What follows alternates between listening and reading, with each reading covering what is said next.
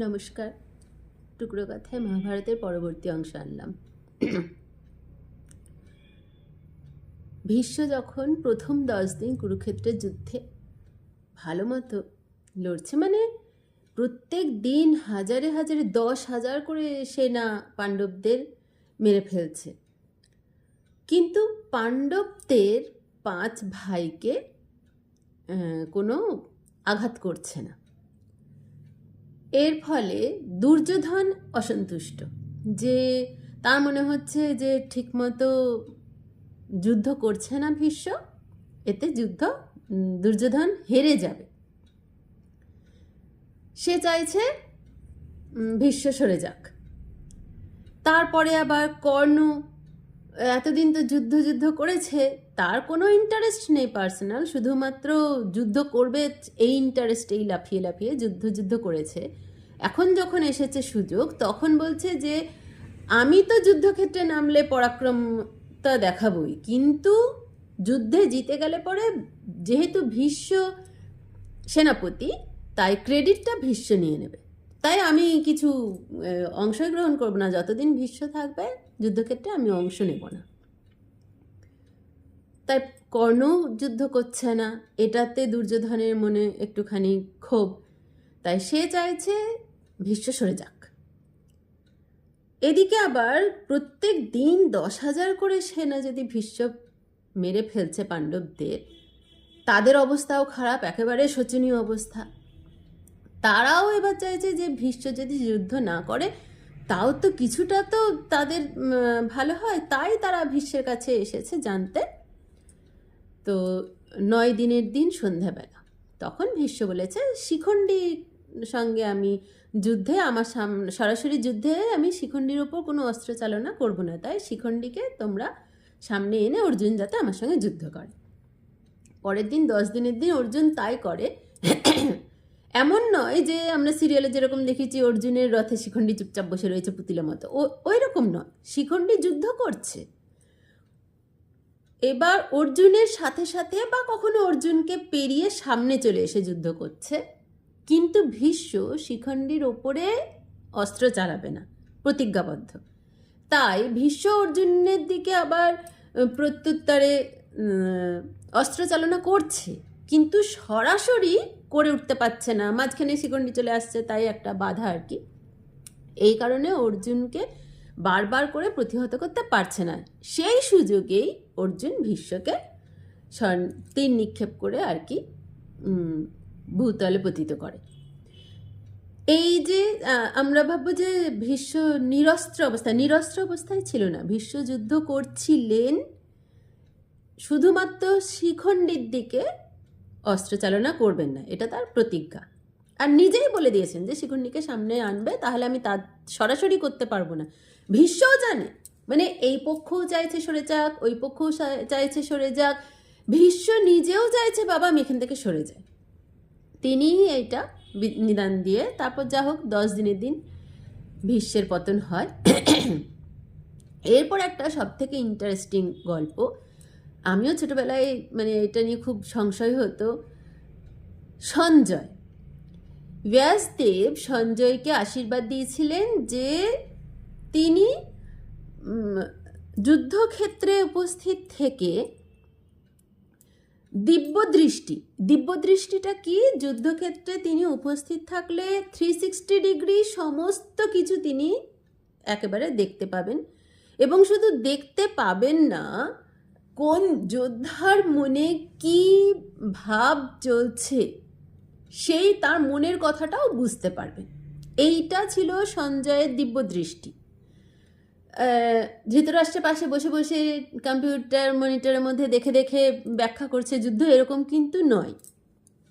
সঞ্জয়ের যে ঘোড়া ছিল তাতে এত দ্রুত গতিতে সঞ্জয় যাতায়াত করত, প্রায় মানে বায়ুর বেগে, এইরকম উল্লেখ রয়েছে। আর সঞ্জয় যুদ্ধক্ষেত্রে কুরুক্ষেত্রেই ছিলেন, সেখান থেকে বারবার হস্তিনাপুরে গিয়ে, মানে সূর্যাস্তের পর যুদ্ধ সাময়িক বিরতি, আবার পরের দিন সূর্যোদয় থেকে শুরু হবে, ওই সময়ে তিনি গিয়ে ধৃতরাষ্ট্রকে খবর দিতেন। আর প্রত্যেক দিন নয়, কিন্তু প্রথম দিন থেকে এই 10ম দিন পর্যন্ত সঞ্জয় যায়নি। সঞ্জয় এই 10ম দিনে, যেদিন ভীষ্ম ভূতল পতিত হয়, সেই দিন প্রথম যায় হস্তিনাপুরে ধৃতরাষ্ট্রকে এই খবরটা দিতে যে আজকে ভীষ্ম পড়ে গিয়েছেন।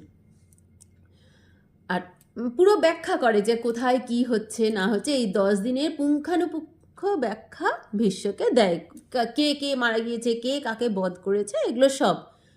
মানে এই দিব্য দৃষ্টিটা ধৃতরাষ্ট্রকে দিতে চেয়েছিলেন ব্যাসদেব, কিন্তু ধৃতরাষ্ট্র বলেছে আমি সারা জীবন কিছু দেখিনি, এখন নিজের ছেলেদের পতন আমি দেখতে চাই না, এর থেকে সঞ্জয়কেই এই দিব্য দৃষ্টি দিন, সঞ্জয় এসে আমাকে বলবে তাহলেই আমার যথেষ্ট। আর ধৃতরাষ্ট্র উৎকণ্ঠার সঙ্গে বসে রয়েছে, কখন আসবে খবর, কখন আসবে খবর। শুনতে চাইছে নিজের ছেলের জয়ের কথা, কিন্তু তারও মনে সংশয় আছে। সেও জানে আমার ছেলেরা অধর্মের পথে, তাই এদের জেতা খুবই মুশকিল। ইভেন ধৃতরাষ্ট্র তো দুর্যোধনকে বিজয়ী ভব বলে আশীর্বাদও করে। গান্ধারী তো তাও করেনি, তাদের জয় কামনা করে আশীর্বাদও করেনি। গান্ধারী জানেই আমার ছেলেরা অনাচারের, তারা তো পাপ কাজ করেছে, তাই এদের জয় হবে না, এটা গান্ধারী আগে থেকেই জানে। কিন্তু গান্ধারী আটকাতে পারেনি, অনেক চেষ্টা করেছে। মানে গান্ধারী ক্লিয়ার, আমার ছেলেরা ভালো কাজ করেনি, এই যুদ্ধটা অন্যায়ভাবে করা হচ্ছে। গান্ধারী তাই নিজের ছেলেদেরকে যুদ্ধে জয়ী হয়ে ফিরে এসো বলে আশীর্বাদও করেনি।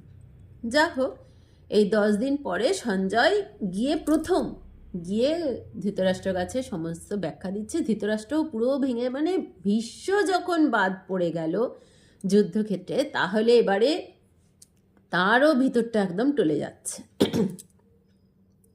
ভীষ্মের পর সেনাপতি, প্রধান সেনাপতি হয় দ্রোণাচার্য। তখন নেক্সট ডে, মানে 11 দিনের থেকে কর্ণ যুদ্ধে অংশগ্রহণ করে। এইবার এই যে কর্ণ যুদ্ধে অংশগ্রহণ করলো, এরপর তো তার তো পরাক্রমতা দেখেই যাচ্ছে, বিভিন্ন মানে হাজারে হাজারে সৈন্য মেরে এসব তো চলছে। কিন্তু এর মধ্যেও অভিমন্যুর সঙ্গে লড়তে গিয়ে কর্ণ পিছন হটতে বাধ্য হয়েছে, কারণ অভিমন্যুর সঙ্গে পেরে উঠছে না।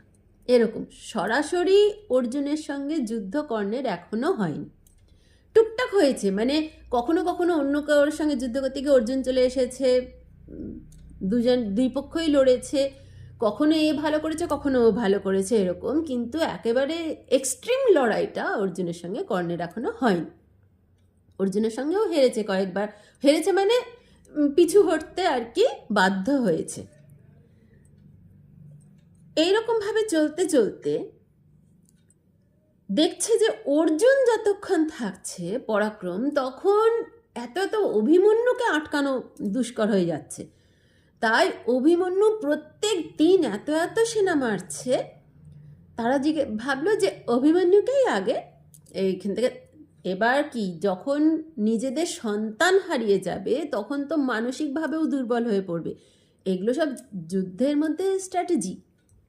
তাই তাদের প্রত্যেক দিন সলা পরামর্শ করে যে অভিমন্যুকে সরাতে হবে। কিভাবে সরাবে?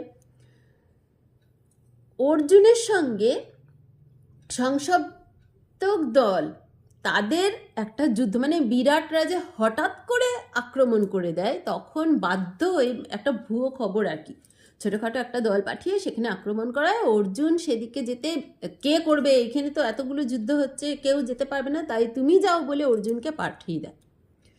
অর্জুনকে ওখান থেকে সরালে এবার জয়দ্রথ মনে আছে, ওই সিন্ধু দেশের রাজা দুঃশলার স্বামী, মানে ধৃতরাষ্ট্রের জামাই, একমাত্র জামাই জয়দ্রথ, যে কি না পাণ্ডবদের বনবাসের সময় দ্রৌপদীকে অপহরণ করেছিল। তখন পাণ্ডবরা এদের ধরে অপমান টপমান করে ছেড়ে দিয়েছে, কিন্তু প্রাণে মারেনি, যেহেতু তাদের ভগ্নিপতি, তাই তারা ছেড়ে দিয়েছিল। সেই জয়দ্রথ পাণ্ডবদের হাতে এত অপমানিত হয়েছে বলে শিবের তপস্যা করে শিবের একটা বর পেয়েছি। কি বর? যে শিবের আবার তপস্যা করেছিল অর্জুন, তাই অর্জুন তো অলরেডি শিবের আশীর্বাদ প্রাপ্ত। এবার শিব যখন জয়দ্রথকে বর দিচ্ছে, জয়দ্রথ চেয়েছিল যে অন্তত একদিনের জন্য পাণ্ডবরা আমাকে কেউ হারাতে পারবে না, এরকম হবে। শিব তখন তাকে সেই আশীর্বাদ দেয়, কিন্তু এক্সেপ্ট অর্জুন, অর্জুন ছাড়া বাকি 5 জন কেউ, এই বাকি 4 জন কেউ জয়দ্রথকে একদিনের জন্য হারাতে পারবে না। এবার যুদ্ধক্ষেত্রে অর্জুন থাকলে জয়দ্রথ তো পেরে উঠবে না, তাই এইটা তারা প্ল্যান করলো। আর এই রকম তো হয় যে যখন যে কোনো দলে আমরা যুদ্ধ করছি, 2 দলে, অপরপক্ষের কি দুর্বলতা রয়েছে বা কি ওদের পাওয়ার রয়েছে, সেই পাওয়ারটাকে ভেঙে দেওয়ার চেষ্টা, এটাই যুদ্ধের স্ট্র্যাটেজি হয়। এইভাবেই যুদ্ধে মানুষ জেতে বা যুদ্ধ করে। তো এই সবই ঠিক রয়েছে। তারাও জানে যে অর্জুনকে এখান থেকে সরাতে পারলে একদিনের জন্য, তাহলে আমরা সবাই, জয়দ্রথ পাওয়ারফুল হয়ে যাবে, তাকে তো কেউ হারাতেই পারবে না, এরকম। তো অর্জুনকে যাই হোক ওখান থেকে সরানো হয়। 13 দিনের দিন, সেদিন জয়দ্রথ এমন পাওয়ারফুল, মানে পাণ্ডবরা, বাকি 4 ভাই যুধিষ্ঠির, ভীম, নকুল, সহদেব, কেউ তাকে হারাতে পারবে না, এরকম পরিস্থিতি। সেই দিন প্রথমে চক্রভিউ রচনা হলে সেই চক্রভিউ আবার 4 জন মানুষ, অর্জুন, কৃষ্ণ, কৃষ্ণের ছেলে প্রদ্যুম্ন আর অর্জুনের ছেলে অভিমন্যু, এই 4 জন এই চক্রভিউ ভাঙতে পারে, এছাড়া আর কেউ পারে না। তাদের পিছনে একজন ভাঙলে তার পিছনে সেনা গিয়ে আবার ঢুকে যুদ্ধ করতে পারে, কিন্তু এই চক্রভিউ ভাঙতে একজনই পারে, এই 4 জনই পারে। 4 জনের মধ্যে শ্রীকৃষ্ণ তো যুদ্ধই করছে না, সে আবার অর্জুনেরই সারথি। অর্জুন তো অন্য প্রান্তে চলে গিয়েছে যুদ্ধ করতে। রইল বাকি প্রদ্যুম্ন, সে তখন অন্য জায়গায়, অন্য যুদ্ধে, মানে তাকেও তো সকলেই যুদ্ধ করছে, কেউ না কেউ বিভিন্ন জায়গায় এঙ্গেজ। এবার রইল অভিমন্যু। অভিমন্যু দেখছে তার ওইখানে মানে ট্র্যাপ করা আর কি, যে এই আসবে ওইটা ভাঙতে, চক্রভিউ ভাঙতে। এবার অভিমন্যু চক্রভিউ ভেঙে ঢুকতে পারে, কিন্তু আপদকালীন সেইটাকে ভেঙে আবার বেরিয়ে আসার শিক্ষাটা তার ছিল না। তখন যুধিষ্ঠির আর ভীম যুক্তি করে যে আমরা তোমার পেছনে রয়েছি, তুমি চক্রভিউ ভেঙে ঢোকো, আমরা তোমার পেছনে রয়েছি, আমরা তোমাকে উদ্ধার করে নিয়ে আসব। এরা তো জানে না যে এটা একটা ট্র্যাপ। ওইখানে জয়দ্রথকে কে চিন্তা করে, এরা কখনো ভাবেইনি যে জয়দ্রথ আমাদেরকে মানে হারিয়ে দেবে।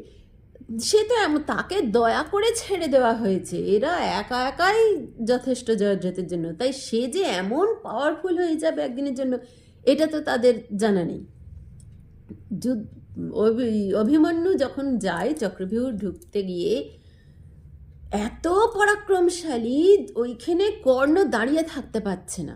কর্ণ নিজে বলছে যে এর তীরগুলো আমার শরীরে একদম বিঁধে যাচ্ছে, আমি সহ্য করতে পারছি না, সূচের মতো বিঁধছে, আমি সহ্য করতে পারছি না। কিন্তু এর আগেও অনেকবার যুদ্ধে পিছু হটে চলে গিয়েছে কর্ণ, আমি দাঁড়িয়ে থাকতে বাধ্য, তাই আমি দাঁড়িয়ে রয়েছি, এরকম। ওই অভিমন্যু তো ঢুকে গিয়েছে চক্রভিউর মধ্যে, সকলে মিলে ওই চক্রভিউর ভিতরে কর্ণ একা পেরে উঠছে না, তার সঙ্গে অশ্বত্থামা পেরে উঠছে না। তখন দুর্যোধনের নির্দেশ মতো 6 জন মহারথী, কর্ণ, দ্রোণাচার্য, কৃপাচার্য, অশ্বত্থামা, বৃহদ্দল আর কৃতবর্মা, এই 6 জন বিশাল বিশাল মহারথী একসঙ্গে অভিমন্যুর ওপর আক্রমণ করে। আর ঠিক এই চক্রভিউর বাইরে দ্বার রক্ষী হিসেবে জয়দ্রথ দাঁড়িয়ে রয়েছে। সেখানে যুধিষ্ঠির, ভীম, ধ্রুপদ, ধৃষ্টদ্যুম্ন, তারপরে শিখণ্ডী, সবাই এসেছে, কিন্তু জয়দ্রথকে সেদিন মানে একেবারে অজেয় হয়ে গিয়েছে।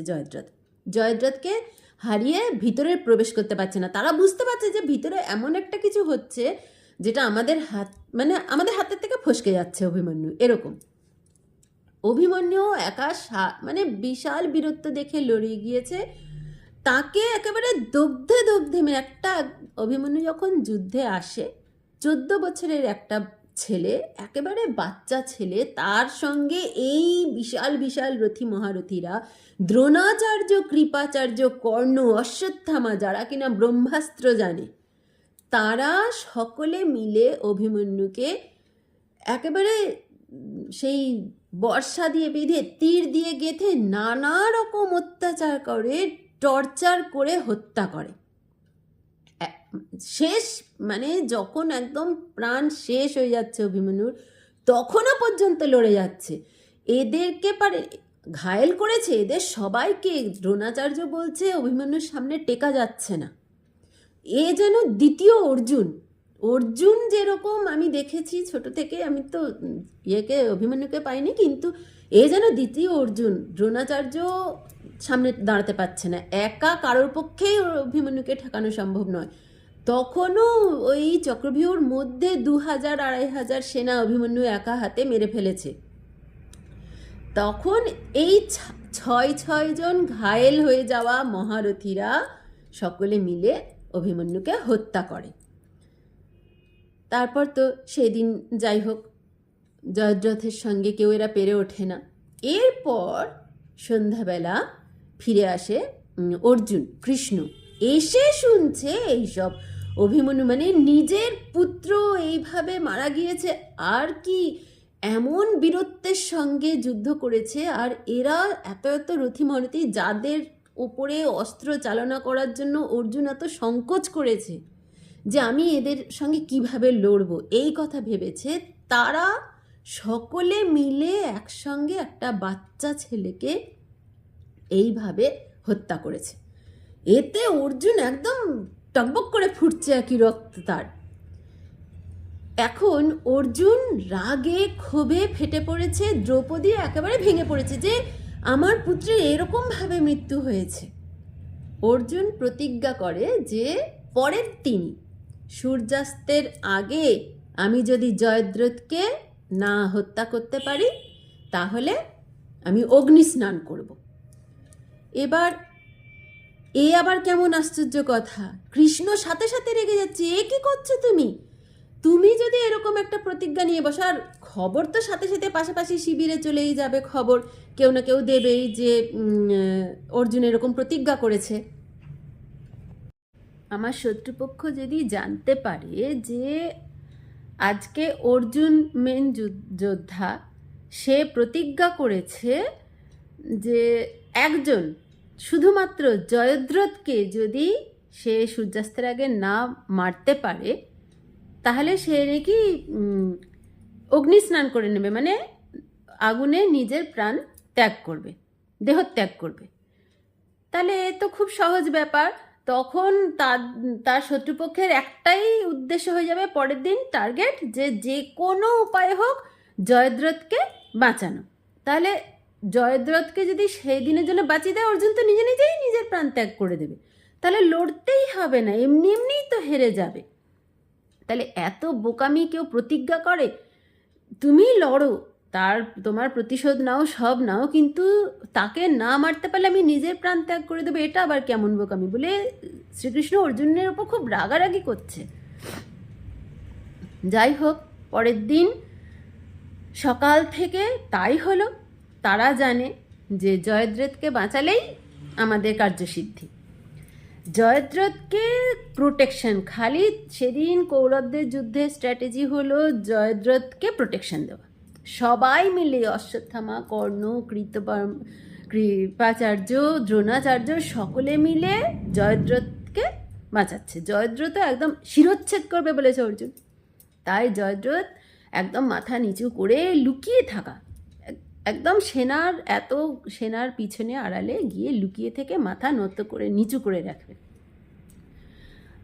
আর অর্জুনকে সেদিন থামানো যাচ্ছে না, হাজারে হাজারে সেনা, পাগলের মতো হয়ে গিয়েছে অর্জুন। মানে অভিমন্যুর কথা ভুলতে পারছে না, কিভাবে তার ছেলেকে এরকম হত্যা করা হয়েছে। অর্জুন সেদিন একদম পরাক্রমী হয়ে গিয়েছে, ভয়ঙ্কর রূপ ধারণ করেছে। সেদিন ভয়ঙ্কর যুদ্ধ হয়। যুদ্ধে আকাশে ধুলো উড়ে পুরো সূর্য ঢেকে গিয়ে মনে হচ্ছে সন্ধ্যা হয়ে গিয়েছে দিনের মধ্যেই, ঠিক সূর্যগ্রহণের মতো।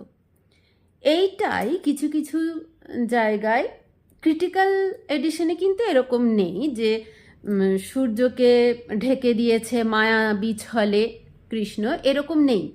এটা অন্যান্য কিছু কিছু অনুবাদে, আঞ্চলিক অনুবাদে রয়েছে যে সূর্যকে ঢেকে দিয়েছে। আসলে ক্রিটিক্যাল এডিশনে এটা নেই যে সূর্যকে ঢেকে দিয়েছে।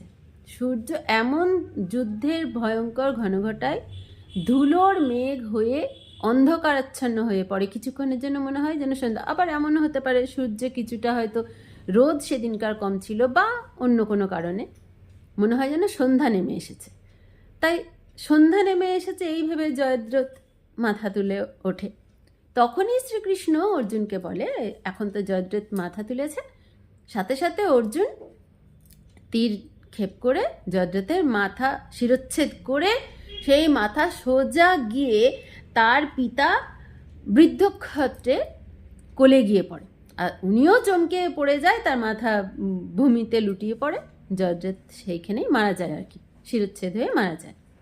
তারপর সূর্য আবার আকাশ পরিষ্কার হয়ে দেখা যায় যে সূর্যাস্ত হয়নি, সন্ধ্যা হয়নি।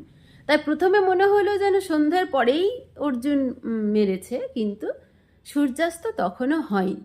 তারপরেও কিছুক্ষণ বাদে সূর্যাস্ত হয়েছে। আজকে এই পর্যন্তই।